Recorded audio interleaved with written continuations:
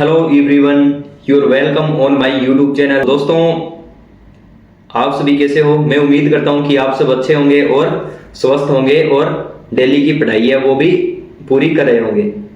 तो दोस्तों, आज हम एक विशेष टॉपिक पे बात करने वाले हैं। ये टॉपिक बहुत ही जरूरी हो जाता है बात करने के लिए, क्योंकि अब आप तैयारी कर रहे हो और आपके दिमाग में बहुत सी शंकाएं हैं, बहुत से क्वेश्चन उठ रहे हैं। दोस्तों, इन सभी पे अपने बात करेंगे। तो एक क्वेश्चन होता है, वो ये उठता है भी हमें तैयारी कहाँ से करनी चाहिए। तो दोस्तों, मैं ईमानदारी से बता देता हूँ भी ये क्वेश्चन तो मेरे दिमाग में हमेशा उठता था भी। मैं अगर तैयारी कर रहा था, मेरी तैयारी अच्छे लेवल पे थी और मेरे मतलब टेस्ट सीरीज में मैंने देखे थे भी मेरा पेपर क्लियर हो रहा है पीटीए का, तो भी मेरे मन में ये क्वेश्चन उठता था भी मुझे तैयारी कहाँ से करनी चाहिए, कैसे करनी चाहिए। ये क्वेश्चन उठते ही है। आप ऐसे मत सोचना भी आपके ही उठते हैं, सभी के मन में आता है। कोई ऐसा बंदा नहीं है जो भी एकदम क्लियर हो भी बस मेरी तैयारी तो ऐसे हो जाएगी।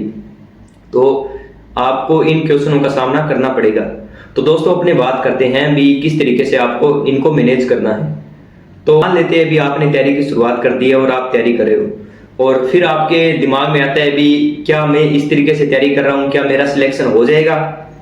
तो ये बहुत जरूरी है क्वेश्चन उठना भी। हो सकता है भी आप अलग तरीके से या गलत तरीके से तैयारी कर रहे हो और फिर लास्ट में ऐसा होता है भी आपने जैसा सोचा था वैसा नहीं हो पाया और आपने जो पढ़ा था वो भी पेपर में नहीं रिपीट हुआ। तो ऐसा हो सकता है, ये अपने दिमाग में आता है। और ऐसे भी हो सकता है भी अपने कोर्स ना ले तो भी पेपर क्लियर नहीं हो सकता, ऐसे भी अपने मान के चलते हैं। और आप ये भी सोच सकते हो भी मैंने कोई टेस्ट सीरीज नहीं दी या फिर एमसीक्यू नहीं लगाए तो मेरा पेपर क्लियर नहीं हो पाएगा।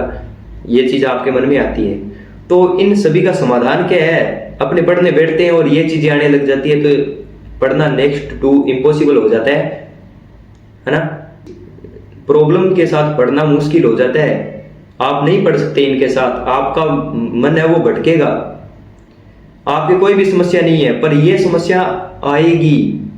मान लेते भी आप और समस्याओं से फ्री हो गए, आपने फोन छोड़ दिया, आपने सब कुछ और चीजें हैं, दोस्तों से मिलना जुलना छोड़ दिया, आप कोई शहर में रहने लगे, कमरा ले लिया आपने, या फिर हो सकता है भी आप घर पे भी अलग हो गए, सेपरेट अलग रूम में आप पढ़ रहे हो, फिर भी ये समस्या आपकी आएगी। ये आपकी समस्या पीछा नहीं छोड़ने वाली है। तो इनका समाधान क्या है, इन पे अपने बात करेंगे। तो दोस्तों, मैं आपको बताता हूँ भी आपने कोई भी बुक ली होगी, आपने मेरी वीडियो देख के कोई बुक ले ली है या फिर कुछ अलग किसी ने बताई है वो बुक ले ली। तो मैं बुक कोई भी बुक को बुरी नहीं बताता, हर बुक सेम होती है। 80 से 90% कंटेंट होता है वो सेम होता है। तो आप ये मत सोचो भी वो बुक अच्छी है, ये बुक जो मैंने खरीद रखी है वो अच्छी नहीं है, ऐसा कुछ नहीं है। आप उसी बुक से शुरुआत कर सकते हो। और क्वेश्चन नहीं तो क्या उस बुक को पढ़ने से आपका पेपर क्लियर हो जाएगा, ये आपके मन में उठता है भी इस एक बुक से ही हो जाएगा क्या, या ज्यादा पढ़ना पड़ेगा। तो फर्स्ट ऑफ तो मैं आपको बता देता हूँ भी आपको बुक है वो मैंने बता रखी है उसी हिसाब से लेनी है। जैसे राजस्थान जीके के लिए लक्ष्य है या फिर एक दो बुकें और चलती है वो ले सकते हो, ठीक है। तो वो ले ली। फिर उसके बाद में साइकोलॉजी की एक अलग बुक ले लो। उसके अलावा फिजिकल एजुकेशन की दो तीन बुकें हैं वो मैंने बता रखी है, या फिर आपको जो भी अच्छी लगे वो बुक ले लो, ठीक है। ये इतनी बुकों का आपने सेट कर लिया, मतलब कलेक्शन हो गया। और उसके अलावा उसमें आप एमसीक्यू वगैरह जो प्रीवियस पेपर है वो ले लो। तो ये चीजें तो आपने ला के रख ली। अब इनको पढ़े कौन? ला के रखना तो आसान है, बिल्कुल आसान है। कोई भी चीज की आपके मन में आ गया, आपको इसकी तैयारी करनी है, वो बुक ले आओ, इतनी आसान है। 400-450 रुपये लगते हैं, बुक आ गई आपके। पर उसको पढ़ना आसान नहीं है, बहुत मुश्किल, सबसे टफ काम होता है बुक रीडिंग करना, ठीक है। ये जो शुरुआत करते हैं उनके लिए बता रहा हूँ। और यही काम इतना आसान हो जाता है, पूछो ही मत। तो आपके लिए इतना मुश्किल काम है भी, पूछो ही मत भी, इतना मुश्किल काम है, आप इसको कर ही नहीं सकते। आपका मन ही नहीं लगता, आपको लगता है भी ये तो इम्पॉसिबल है, मैं इसको कैसे कर सकता हूँ, बुक से आखिर कितना पढ़ लूंगा। तो ये समस्या आपको आती है। ये समस्या इसलिए आती है क्योंकि आप पूरे दिन में 5 पेज पढ़ते हो, पूरे 5 उसको रटते हो, तब ये समस्या आती है। तो सबसे पहली बात मैं आपको बता देता हूँ भी कोई भी कोचिंग, कोई भी इंस्टीट्यूट, कोई भी यूट्यूबर, भाई सभी की दुकानें हैं। ये बात झूठ नहीं है, 100% सत्य है भी। हर किसी की अपनी दुकानें हैं। और दुकान ये नहीं कहता भी मेरा जो सामग्री है या मेरे जो प्रोडक्ट है वो अच्छे नहीं है या फिर वो उपयोगी नहीं है। तो अगर मान लो भी मेरे को मेरी दुकान चलानी है तो मैं क्या कहूँगा भी मैं जो चीज़ें दूंगा वो आपको कहीं नहीं मिलेगी, ऐसी क्वालिटी कहीं नहीं मिलेगी और आपका जो काम है वो सारा यहाँ से हो जाएगा। ऐसी दूसरी दुकानों वाले कहेंगे, पर मैं ये चीज़ ठोके कहता हूँ भी आप पहले भ्रमित मत होइए, पहले किताबें पढ़िए, उसके बाद में ये चीज़ें होती है। तो सबसे पहले आप उन किताबों की रीडिंग स्टार्ट कीजिए। मेरे जो यूट्यूब चैनल पे है वो एक वीडियो पड़ी है जिसमें रीडिंग का कॉन्सेप्ट आपको समझाया गया है, किस तरीके से आपको रीडिंग करनी होती है बुक की। तो ऐसे नहीं है अभी आप शुरुआत में ही सिर्फ एक पेज को रटे जा रहे हो, 2 पेज को रटे जा रहे हो, आप भूल जाओगे। ये पॉसिबल नहीं होता एक पेज को रट के उसको याद करना। उसके लिए आपको बुक की रीडिंग लगानी होती है। अब आप कोई भी चीज़ है उसको लेके बैठ गए और वो चीज़ आपसे नहीं होगी, आप उसी चीज़ को रटते जाओगे तो वो नहीं हो सकता कभी भी। आपको उस चीज़ की पूरी रीडिंग लगानी होगी। तो जो मेरी वीडियो पड़ी है बुक रीडिंग की, उसको आप देखिए और आप जिस तरीके से मतलब अब शुरुआत आपने की है तो उसी तरीके से चलते रहो, उसमें डरने की कोई बात नहीं है। आपको ये भ्रमित नहीं होना है अभी मैं फलाने कोचिंग की ये चीज़ ले लूँ तो मेरा क्लियर हो जाएगा। तो आप किसी के ऊपर मत डिपेंड रहो। अब मैं आपको एक छोटा सा एग्जांपल देता हूँ भी आपको क्या होता है भी आपने बुक की रीडिंग नहीं लगाई, बुरा मत माना ये बात सुनना भी, आपने कोई भी बुक की रीडिंग नहीं लगाई, आपने सीधे आपको कोई यूट्यूबर आता है और वो कहता है भी मेरे ये एमसीक्यू लगा लो, कुछ भी फर्क नहीं पड़ेगा, आपका उल्टा दिमाग खराब होगा। वो आपको ऐसे एमसीक्यू देगा जो आपके काम के ही नहीं है। आप जाके टेलीग्राम पे जाके कहीं भी चले जाते हो, फिर वहां पे देखते हो भी ये एमसीक्यू मेरे को मिल रहा है, ये लगा लो, कुछ भी नहीं होने वाला। सबसे पहले बुक की अपने सिलेबस को कम से कम 5 बार रिपीट करो।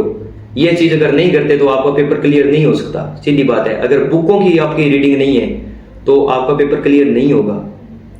हाँ, इसका एक ये चीज हो सकती है भी आप एक कोचिंग पे डिपेंड हो गए, उसके नोट्स है उनको ले लिया, उनकी 5 रीडिंग आप लगा लो, 5 से 6 बार उनको पढ़ लो, तब अपने मान सकते हैं भी आपका काम हो सकता है। अगर आप सीधे बैठ के क्लासें लगा रहे हो, आपके नोट्स कंप्लीट नहीं है, आपकी उनकी रीडिंग और या फिर आप उनको रट्टा मार रहे हो तो आपका काम नहीं होगा। आपको एक धैर्य के साथ उन चीजों को पढ़ना होगा।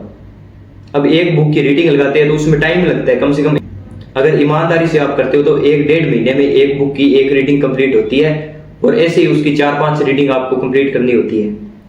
तो ये अलग अलग डिपेंड करता है भी कौन कितने पेज पढ़ता है। जैसे मेरे लिए एक बुक को कवर करना, उसकी 4-5 रीडिंग लगाना लगभग 1 से 1.5 महीने में कवर होती थी और ऐसे मैंने 1.5 महीने में सभी बुक की रीडिंग लगाई थी। ऐसे ही आपको लगानी है रीडिंग।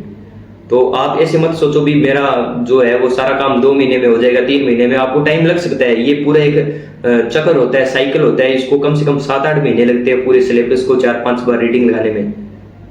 आपको हो सकता है भी इतना लगे भी 7-8 महीने में कैसे हो सकता है, ऐसा भी लगेगा कईयों को भी इतना जल्दी कैसे हो गया, और कईयों को लगेगा भी ये ज्यादा टाइम है।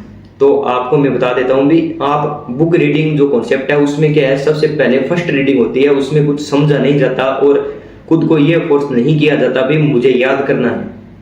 उसमें आप सिर्फ उसकी रूपरेखा देखते हो, मेन मेन चीजें आप सब कुछ लाइन टू लाइन पढ़ते जाते हो तो आपको उसके मेन मेन टॉपिक याद होते हैं, आपको पता लगता है भी मेरे सिलेबस में क्या चीजें हैं। फिर उसके बाद में अगर आप आगे बढ़ते हो और आप देखते हो भी दूसरी रीडिंग में आपके कुछ सब हेडिंग के नीचे क्या दिया हुआ है, ये चीजें याद होती है। और दूसरी रीडिंग तक आपको ऐसा लगता रहेगा भी मेरे कुछ नहीं समझ आया। फिर तीसरी रीडिंग होती है जिसमें आपके जो कॉन्सेप्ट बनने स्टार्ट होते हैं, आपको चीजें कनेक्ट होने लग जाती है। वो चीजें इस तरीके से कनेक्ट होती है भी जैसे आपको लगता है भी पहले पेज पे जो चीज थी वो 8वें-9वें पेज पे वो सेम चीज है, फिर वो 15वें पेज पे वो चीज सेम है। ये रिपीट का साइकिल चलता है। जब आप चौथी रीडिंग में चलते हो तो आपको ऐसे लगता है कि मुझे पता है इस पेज के बाद में ये चीज है, इस पेज के बाद में ये चीज है। 5वीं रीडिंग में आपको ऐसे होता है भी एकदम मेरे क्लियर है, सब कुछ याद है। आपके पेज चलते हैं, बस 1 मिनट में, आधे मिनट में एक पेज आप पढ़ देते हो, बस ये होता है रीडिंग का कमाल। और आप सोच रहे हो भी सीधे एमसीक्यू लगाने से आपने वस्तुनिष्ठ की कोई बुक ले ली 10,000 क्वेश्चन की, 20,000 क्वेश्चन की, आपका पेपर क्लियर हो जाएगा, ये पॉसिबल नहीं है।